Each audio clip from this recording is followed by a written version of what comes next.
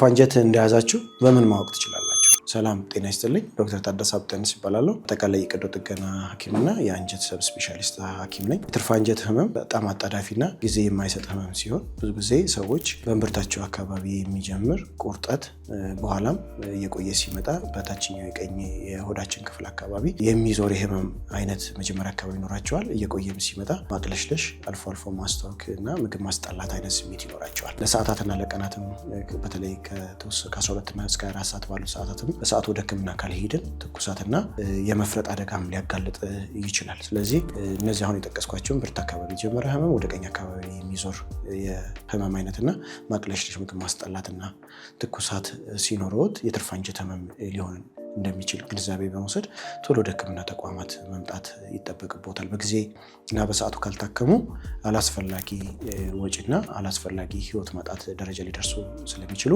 ይህንን መልእክት ከግንዛቤ ውስጥ በማስገባት ቶሎ ወደ ህክምና ተቋም ይሄዱ። እንደዚህ አይነትና መሰል መረጃዎችን ለማግኘት ይህንን ፔጅ ፎሎ በማድረግ ቤተሰብ ይሁኑ።